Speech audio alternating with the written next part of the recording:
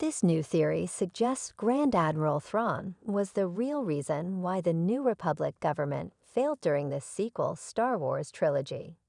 Hello everyone, welcome to my channel. Please subscribe and keep watching for more details. The Ahsoka Season 1 finale has officially brought Grand Admiral Thrawn back to the main Star Wars galaxy. But a new theory predicts he's the real reason the New Republic failed.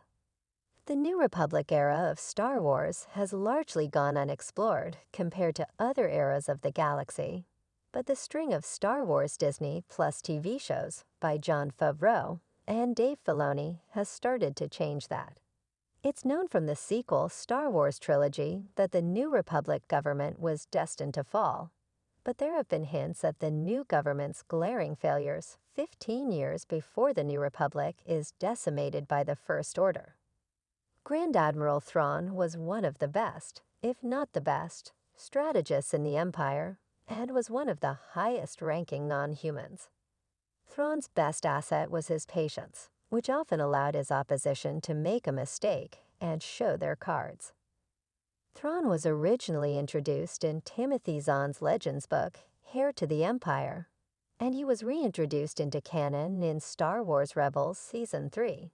Where he exuded many of the same traits as the original version of the character. Considering Thrawn's reputation as an expert strategist, he may be the one who begins dismantling the New Republic government. One of the New Republic's greatest strengths was its leader, Mon Mothma. Mothma was a member of the Senate during the Republic and Imperial eras, and was actively working against Palpatine even during the Clone Wars. Mothma would go on to be a leader in the rebellion and was key to their success. After winning the war against the Empire, Mothma took on the role of Chancellor and immediately backdoled on some of Palpatine's final acts as Chancellor. One of these was the emergency powers granted to him by the Senate when the Clone Wars began. This extra power was one of the things that eventually allowed Palpatine to become Emperor. It's not known exactly when Mon Mothma steps down as Chancellor of the New Republic, but it's sometime after the events of Ahsoka Season 1, which takes place around 12 ABI, or 12 years after the events of A New Hope. The next known Chancellor is Lanever Villachum, who earned his title just 2 years before the events of the sequel Star Wars trilogy and the destruction of the New Republic government. It's unclear, however, how many chancellors there were between Mothma and Villachum, but audiences may learn more as the era is explored.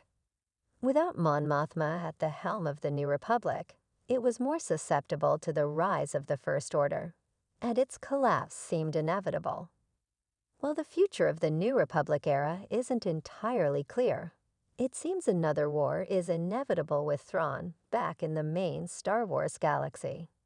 Considering Thrawn essentially snuck back into the galaxy right under Mon Mothma's and the New Republic's noses, calls could be made for the leader to step down.